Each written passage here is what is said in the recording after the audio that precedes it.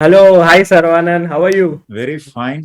Very excited about the Olympiad, which is going to start. I'm pretty excited because, this is the third major event to happen in Chennai. The Olympiad now, the Anand Carlsen World Championship. Way back in 1990, it all started with Anand Drew match in Chennai. So the third most milestone event happening in Chennai. Yeah, and this is huge because players from 180 countries are going to come here, and I think it's going to be a celebration of chess. Absolutely, no doubt about that. First of all, Olympiad, what are your personal opinions, your personal memories of the Olympiads you have been to? I've been to one Olympiad, last one at Batumi, and for me it was unbelievable. On one end you have these top players, everyone was playing, apart from Magnus wasn't there, but everyone else was there. Even Vichy was playing. On the other hand, you have all of these players from different small little countries who come there and just are so happy to be around everyone in the chess world. So it's like in the same event, you have people with different aims, different hopes. Someone wants to win a medal, someone just wants to be outside their country, maybe it's their first flight to somewhere, that way. So it's amazing. Fantastic, fantastic, absolutely no doubt. The memories of the Olympiad, basically, they are amazing. And I have been reading about the Olympiads ever since childhood. So honestly, it would be wonderful to relive some of those moments which have inspired me over the years. That was, one of the reasons why I asked you, let's do this. Yeah. So when it comes to the different stories that you know of the Olympiads, which one would be your favorite? Absolutely, without any doubt, it is that amazing clash between Viktor Korchnoi of Switzerland, his adopted country, Switzerland, and my childhood hero, Garry Kasparov, at the Lucerne Olympiad 1982, without any doubt. What was so special about it? I know vaguely about this, but I want to know all about what happened. Okay, I'll ask you a question. Hmm. When you think about Korchnoi, what's your image? How do you describe this man from your memory? These words of Kasparov in My Great Predecessors come to mind. Victor the Terrible. I think of him as a person whom you cannot beat. Sort of, he's like that. He has this fortress like defensive technique. No matter how much you attack, how much initiative you have, he will calculate and he will just defend really hard. There is a brilliant story about Korchnoi. This is the most brilliant story I've ever heard about Korchnoi. This is told by Polugavsky, Lev Polugavsky. So Polugavsky, Korchnoi, Smyslov, and other Soviet grandmasters, they are all in Cuba. This is must be in 60s or so. So they're all in Cuba playing a round robin tournament. And Viktor Korchnoi is leaving early in the morning to play a simultaneous display for a number of amateurs in Cuba. So Polugavsky finds out that one of the participants that day may be Che Guevara. Oh. So Polugavsky says, Victor, Che Guevara is going to be there. Better not push it. Why don't you just offer a draw in a few moves? Korchnoi says, oh, of course, sure. He leaves. Polugavsky does whatever. The morning finishes, and just before lunch, Korchnoi returns back, and Polugavsky asks him, so Victor, how did the simultaneous go? Oh, yeah, okay, very good. So how did your game with Che Guevara go? Oh, Mr. Che Guevara did not understand any of the intricacies of the Caro-Kann defense. Korchnoi, we can talk the whole day. See, I have a certain perspective about Korchnoi. The whole world knows him about Viktor Korchnoi, who lost 2 world championship matches to Anatoly Karpov in 1978 and 1981 at Merano and Baguio. Before that, the 1975 Karpov-Fischer match, which never took place, whom did Karpov beat in the finals of the candidates match? In 75, right? Yeah, Viktor Korchnoi. Which means if Korchnoi had won the tournament, he would have been the world champion, which means it was almost an unofficial world championship. And look at that, 81 he loses to Karpov. Then what does he does in 1984?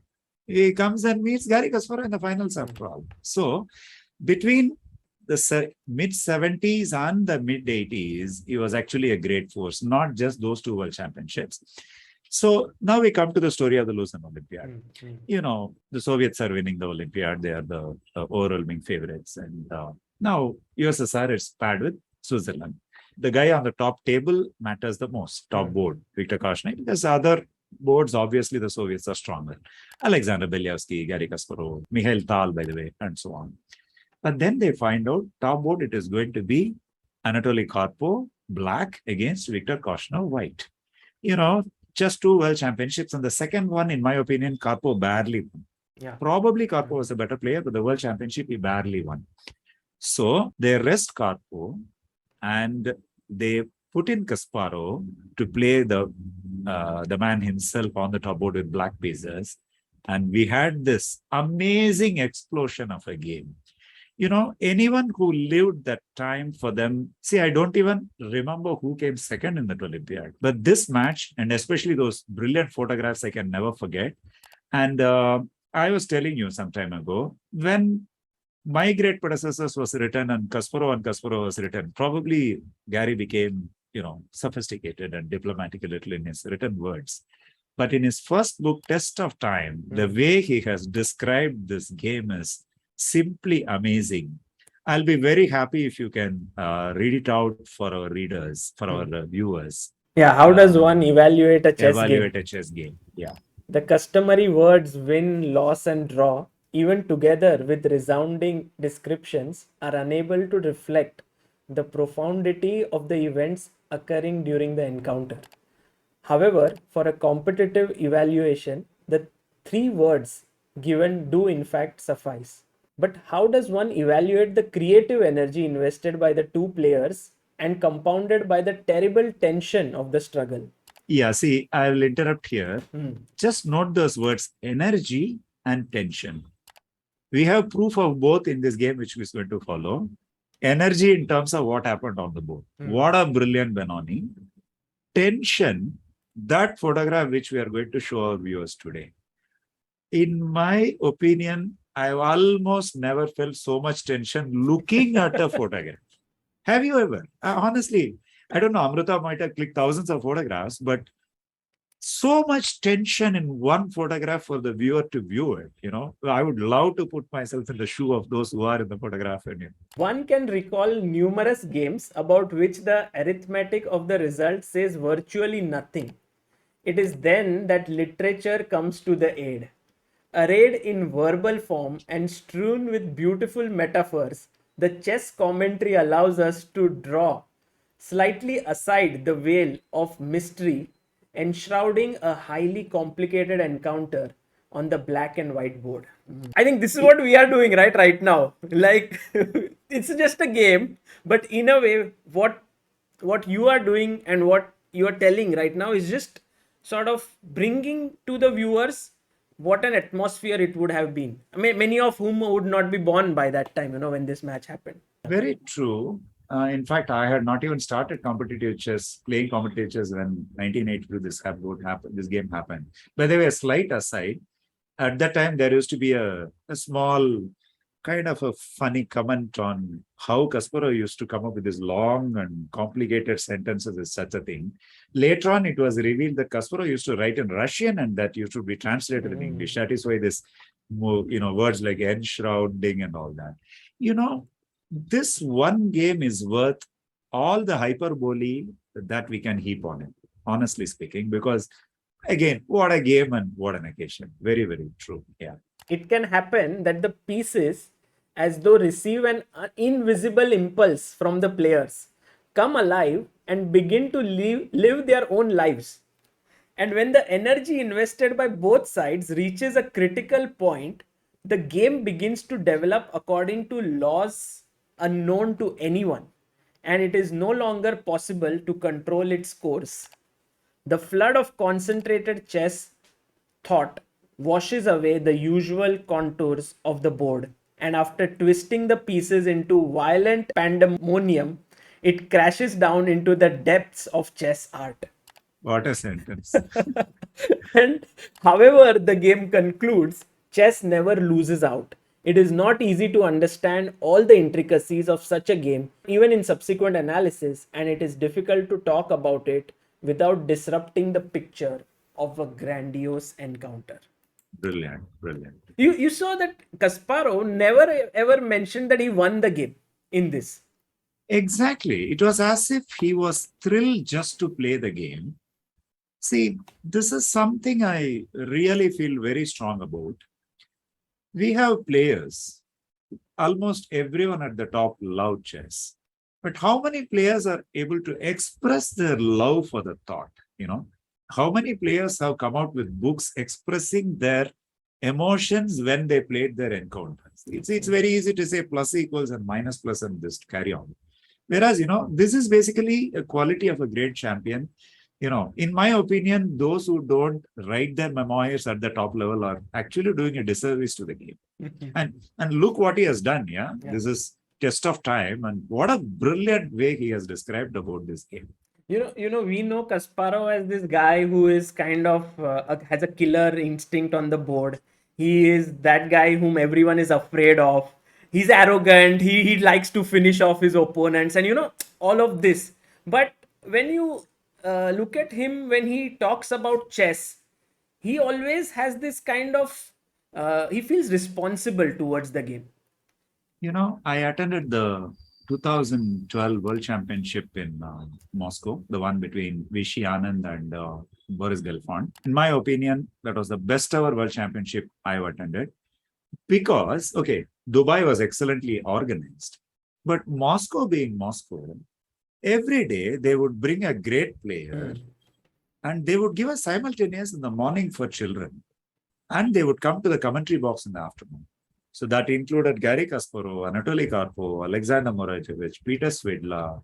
I can go on and on. Jan Timman, Nigel Short, all of them. One day, of course, the day Garry Kasparov came to give commentary as well as give a press conference.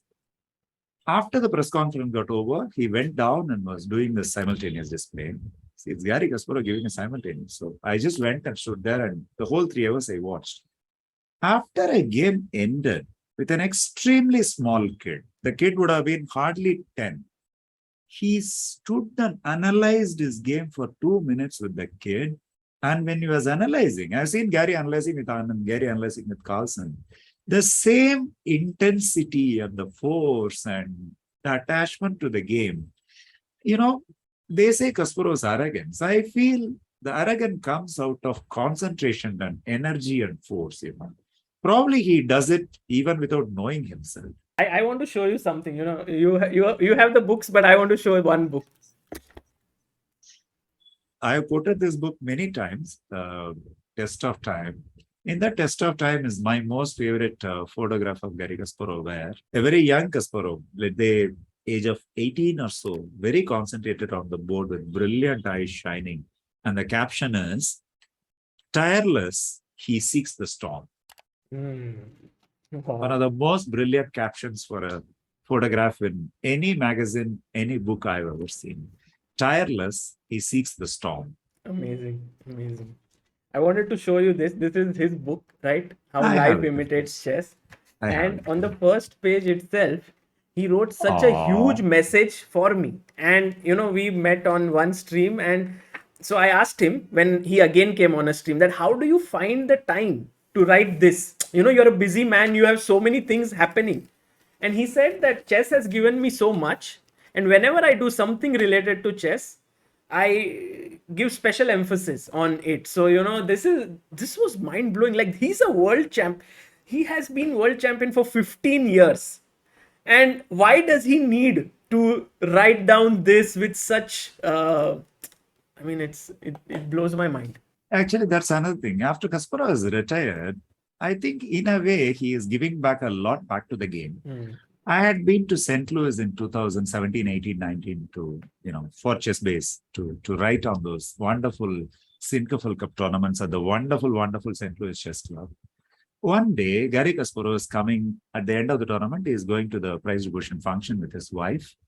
There is this amateur guy, a tall American standing outside with a huge camera, and he's like, Gary, can I take your photograph? And Gary kind of is talking to his wife, or maybe he's pretending as if he's talking, he's going. And then this American guy shouted, Gary, I drove all the way today, 800 miles, just to see you. You are my hero. Kasparov immediately stood, looked at the guy, and he gave this huge smile. I will never forget that. I mean, this is basically what we all look for chess, right? We look for in chess, right? Passionate fans, passionate players, and passionate champions. For me, Kasparov is the epitome of passion. Absolutely right. Very right. And when you talk about that, our first picture which you had shared is this one. And here also you see so much passion, so much concentration, so much focus. This was the first time Kasparov and Korchnoi played each other, right? The only time Kasparov and Korchnoi played each other before the 1982 Olympiad game that we are going to talk about. If you see in that photograph, it is basically a simultaneous display given by Korchnoi. I think it was one of those team tournaments in Soviet Union where, there is a team in which there is a grandmaster and there are a team of youngsters. So they go and play each other. That is, every team plays the grandmaster of the other teams in a simultaneous. So the team wins when the scores are added. How the grandmasters scored against the other team boys in simultaneous, that is added with the points scored by the kids against other grandmasters. Okay. So it is one of those tournaments where Kasparov is playing Korchnoi. Yeah. But look at Gary there. He's so focused, and Korchnoi is giving a simul, but he has a seat there specially. Maybe this was the game where he wanted to kind of specially focus and play. By the way, Kasparov took the simultaneous extremely seriously even at that age. Because at that time, after Kasparov lost his first simultaneous game against Anatoly Karpov, there was an annotation by, I think it was Mikhail Tal. He wrote, I had such a good position, cried the young Baku boy. That was basically the annotation given about his loss against Karpov in a simultaneous. So I'm very sure even in simultaneous, Kasparov wanted to beat his grandmaster opponent. Yeah, this also happens when he comes on these streams, right? And he plays against, let's say right now he was playing against all the stand-up comedians, and I could see that he was very focused. Like he wanted to play the best moves always. So that's the thing. This game ended in a draw. The simultaneous game ended in a draw. Yes, 1975. Yeah. Okay, very interesting. The name of because it was held in Leningrad. Yeah. So we go to the game that was played in the 1982 Lucerne Olympiad, right? And this was the first picture of that. I would want to give one more background. We spoke about how this was after Korchnoi lost his 2 World Championship matches to Karpov. When this game was played in 1982, the Soviet Union, the Soviet chess authorities had put a ban on Korchnoi. Korchnoi's name would not appear in any newspapers in Soviet Union. Okay. Of course, there was no internet in 1982. So no newspapers, no magazines will carry his name. It'll be just left blank, or the words, unfortunately, words like traitor and all would be used at the time. And the Soviets would never participate in any tournament where Korchnoi was allowed to play. Which means, the organizers had to choose between inviting Korchnoi or inviting the Soviets. Naturally, they went for the Soviets. So this actually was affecting Korchnoi's life in a big way. So, this match, I'm very sure Korchnoi would have been itching to play even before the Olympiad started, I'm very sure. But here they couldn't, right? Because this is the Olympiad, so they had Korchnoi also and the Soviets also here. Exactly. But do you know the exact reason why Korchnoi decided to sort of maybe it's not the subject of this, but was there any specific reason, or it was just that he didn't like the entire philosophy that was prevalent at that time? See, well, many Soviet players resented the way they were treated inside Soviet Union. Karpov was the anointed successor to Boris Spassky, who had lost to Bobby Fischer. So even at the time of Spassky-Fischer match, I'm very sure they had spotted Karpov to be the next challenger. In Soviet Union, I met a grandmaster who was Kasparov's second during 80s. Probably now we can tell the name. Lev Sakis. He was the second of Garry Kasparov during these World Championship matches against Karpov. The Soviet authorities were so much in favor of Karpov beating Kasparov. After all, Karpov was the established champion. Why disturb the scenario where they have a guaranteed guy who will win World Championships? Sakis told me that they used to have a very, very haphazard way of training. Him, Dolmatov, Vladimirov, these were the two other names he told at the time. They would actually be traveling deep inside the Soviet Union, and suddenly they will all meet in a place undisclosed to even them. Undisclosed place they will meet, and Kasparov will join, and they will have the training for a few days. Again, leave the place, go to another place and have training. Why? Because, they were not at all confident that Karpov, or may not be Karpov personally, but the Soviet authorities really wanted these camps to be held. Of course, Sakis had other fears, which I don't think I can tell it out on the stream. Sakis had other fears that his life or his chess career would be doomed if people came to know that he was helping Kasparov to beat Karpov. So, and also, this, right? Soviet world champions decided a lot. Who would travel to tournaments abroad when there was no this was before perestroika, who would travel to tournaments abroad and so on. So in a nutshell, world champion decided a lot of what happened to others' careers. So Korchnoi probably felt scuttled living inside Soviet Union at that time. Yeah, and he went away and he was always a man of principles. So when this match happened between Switzerland and USSR, he would have been like very excited to beat whoever is. Maybe he expected Karpov to come on board one.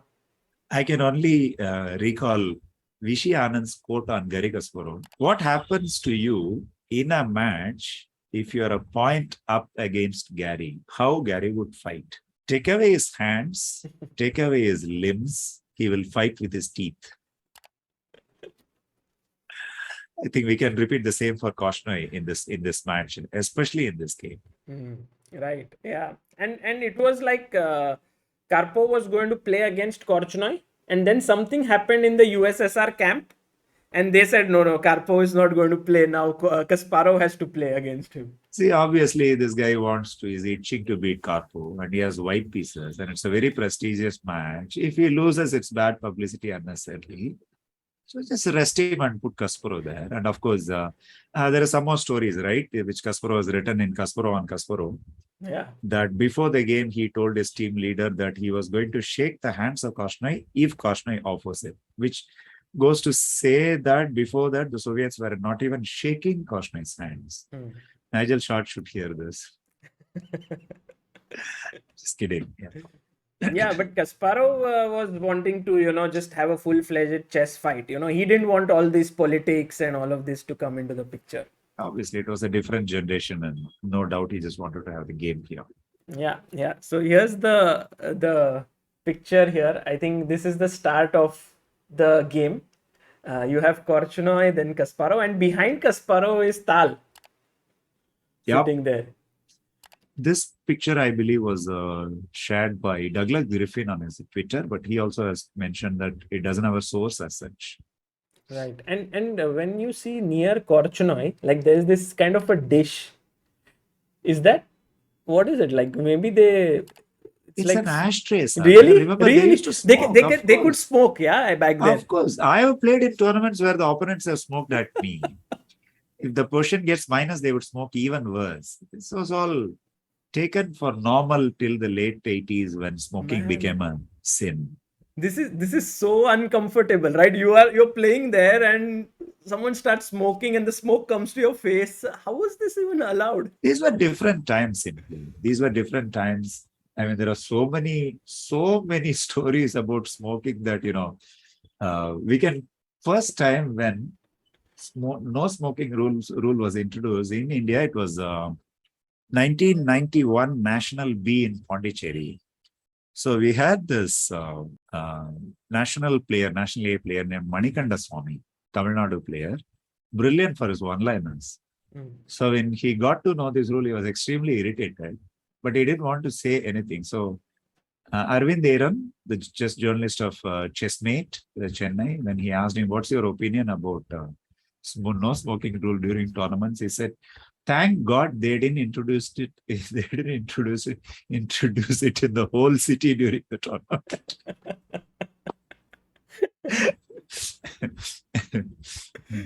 Amazing. So this was the game began at this point, and then we have your favorite picture over here. Yes. We have to show the game now, Sagar. This game basically now has to start. Only after when we come to the crucial move B5. As of now, maybe our viewers can just have a look. Of course, behind Korchnoi, it is Alexander Bilyavsky and Anatoly Karpov standing and watching the game. So Korchnoi is white and Garry is black. And the game starts off with D4.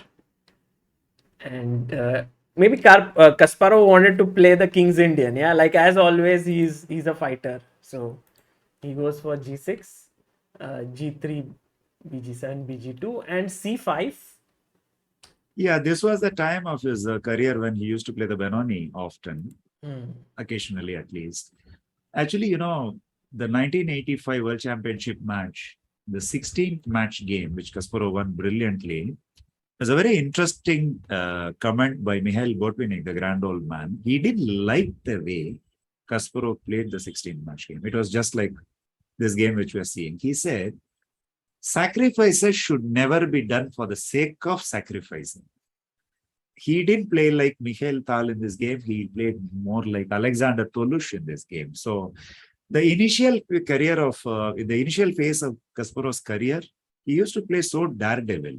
Benonis with black pieces. Also, it's amazing, right, that when you are trained by Botvinnik and you have such a big impact of this man, like as Kasparov trained under him for a period, yet he was able to keep his kind of original style intact. Like maybe you got influenced by Botvinnik and you start playing like him, sort of very logically, very positionally sort of play.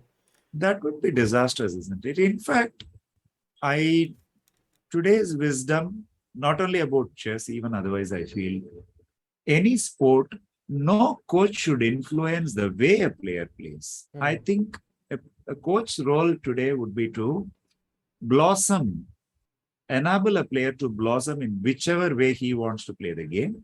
But of course, in chess, a coach has a role to make a player universal in terms of the ability to play, but they should still play the way that they would like to play. Right. Yeah. I mean, you play whichever way you want, but you should know how to play in every way.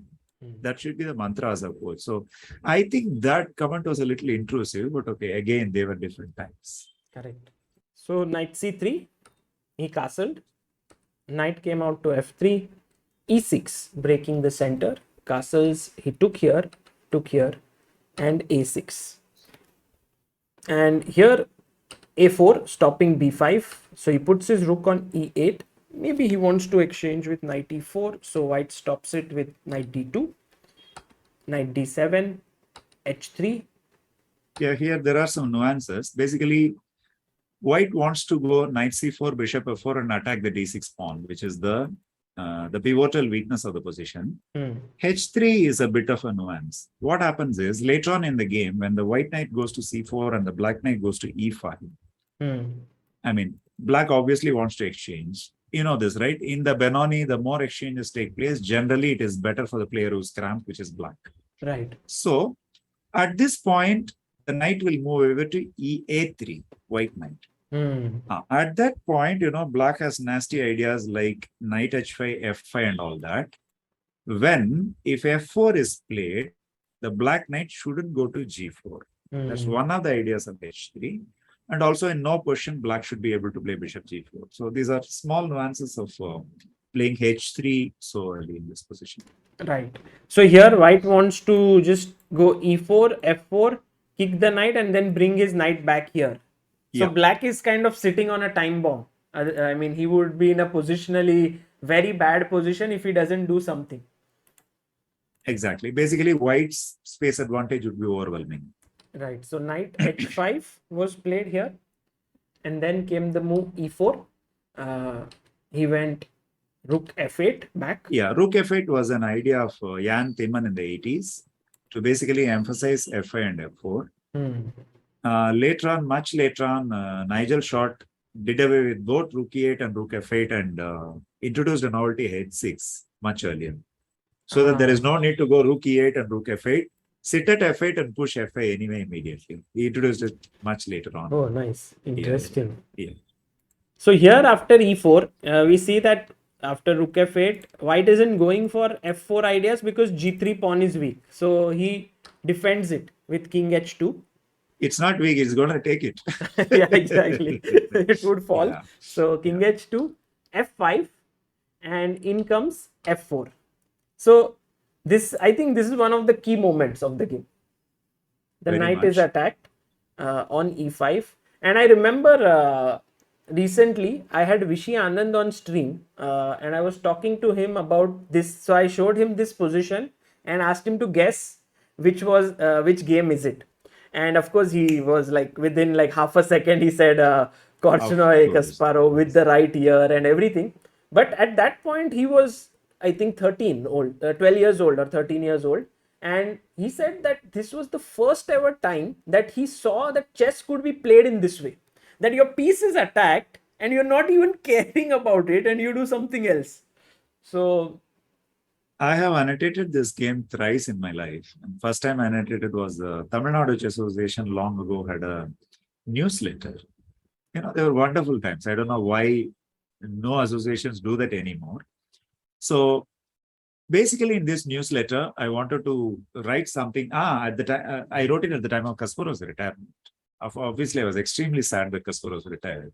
So the Grand Symphony has ended. That was the title of my article. In my eye, this was the game and this was the moment where Kasparov's symphony is at its highest. This is the best he does over the board. F4, of course, don't bother. Don't bother, your knight is hanging. And I think this is the move. I don't know how it stands with the modern engines or anything, but plus minus separate. I have no doubt about really it. No doubt about it. I don't want to spoil it. So b5. Yeah, there was a wonderful comment in this magazine, Chess Life at the time. Some people burned their bridges after they crossed them. And some people burn their bridges before they reach them. And b5 is the move of a player who burns a bridge before he reaches them. You are attacking my knight on e5. I don't care. I play b5, forking your knights on a3 and c3. But the point is, it's a pawn sacrifice also. And I remember annotating it at that point, checking if there was any in that time. You know, if you take f cross e5 now, the best move is not bishop cross e5. The best move is knight cross g3. And you such kind a of wicked position. Lure the king out and then you attack it. Lure Sagar, I think blast open would be a much better way to put it. Yeah. Of course, bishop f4 is met with queen g5. So it's like one hell of tactics here. Beautiful. So Korchnoi said, okay, fine, the knight is hanging. Let me take the pawn here on b5, which is logical, right? You don't want to open up your king. And now you would expect that Kasparov would move the knight, but of course he does not. This was probably somewhere here that photograph was taken, or maybe a little after that. That extremely tense photograph. By the way, the player standing behind Alexander Belyavsky is lost for time. Is lost in time. He was one of my most favorite players. He had something special in his games. He was one of the greatest players of 1990. You know, many players' careers were completely upstaged because of Kasparov's race in the Soviet Union, and Belyavsky is one of them. If there had been no Garry Kasparov, Belyavsky's career would have been something completely different. Wonderful player. See the tension on everyone's faces. Anatoly Karpov, he's in the tournament hall. He's not playing that game, right? It's a rest day for him, but he's come to see. But of course, those days there were no internet. So if you have to watch the game, you have to come to the tournament hall. But see the tension. He could have just gone outside and sat and, chalo, I didn't play. let the boy manage it for today. He didn't do that. He also probably wants Kasparov to win the game, or at least is curious as to what is happening in this fire on the board. Brilliant photograph, in my opinion, in many ways. And look at Korchnoi and look at Kasparov. Kasparov's posture is not something normal. You should have it on the chessboard. This is a sign of nerves here. And Korchnoi is like complete concentration. Fully calm, and he's just completely lost in thought. This is exactly the kind of picture which shows that the game of chess is so beautiful. It's not about just the result, but it's also the complications on the board and the calculations and so on.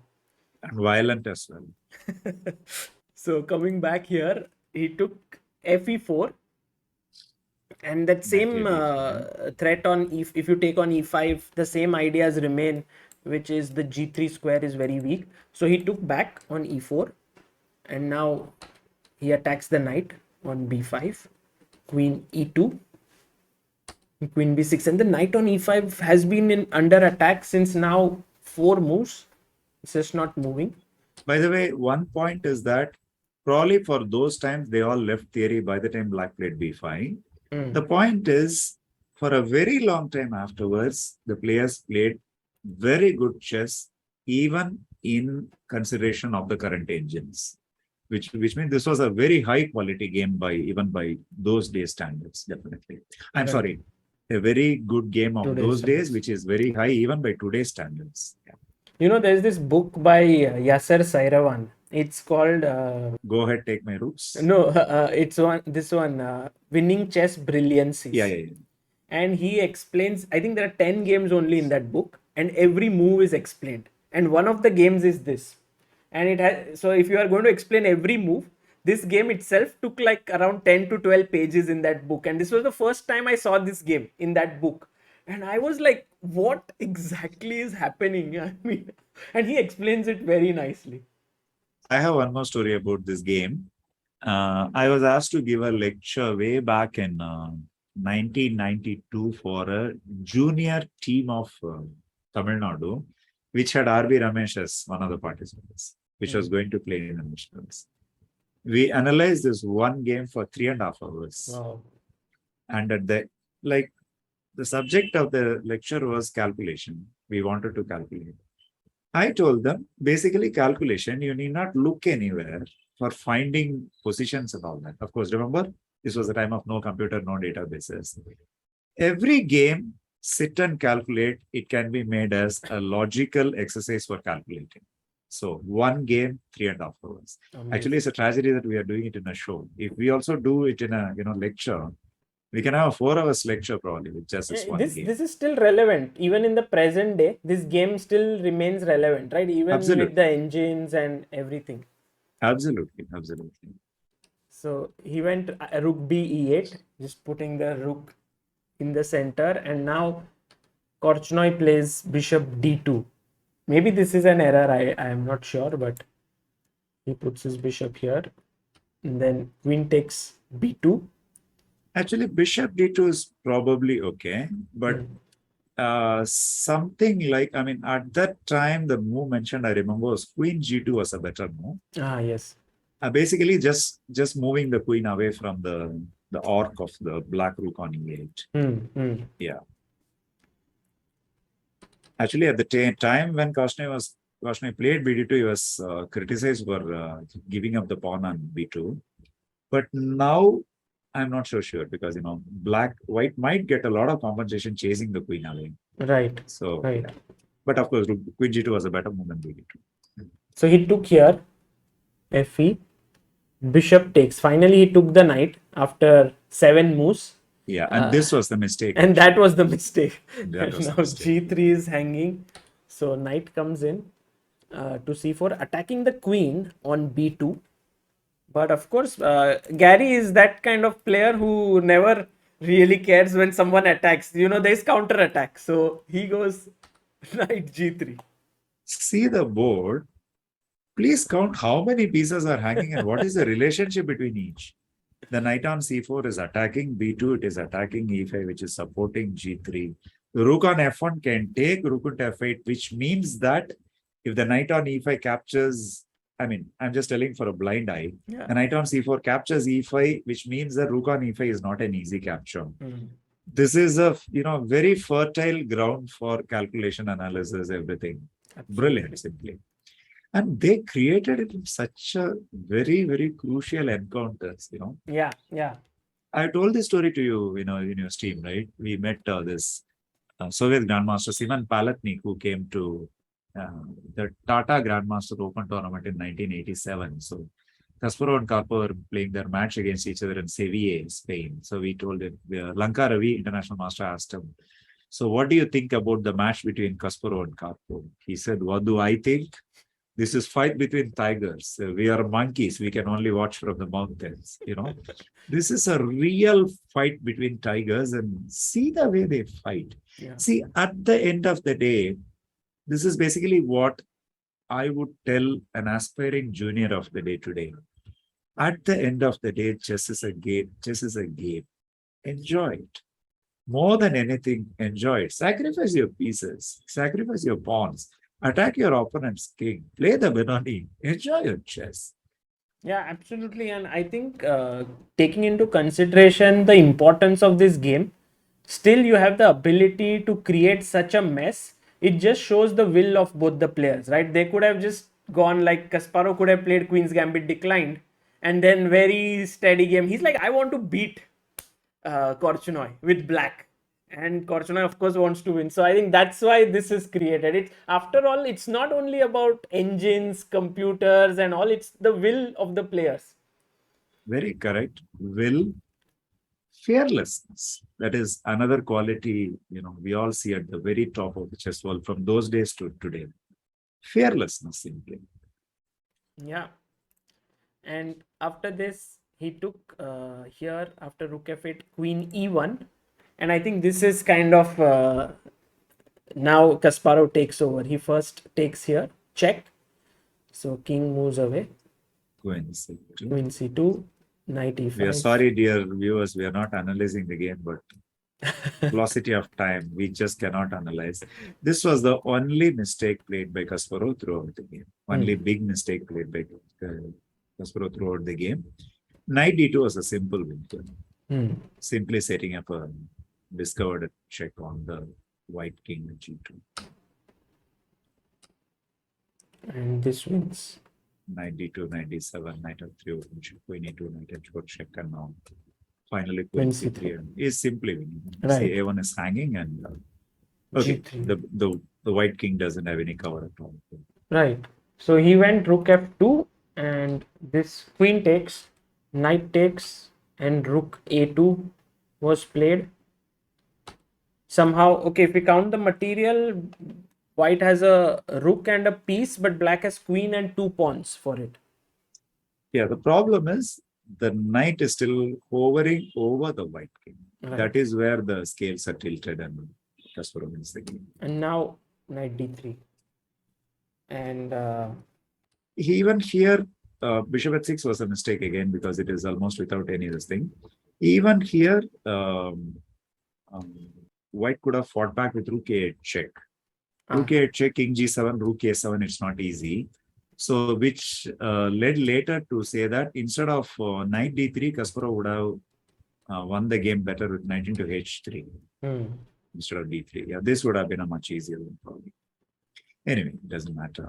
Yeah, so he played this. Now he took rook a8, king here, and rook h8, king f6, king f3, and queen takes h3. And I think Korchnoi here lost on time, yeah? Yeah, exactly. There is a backstory. There is a further story to this.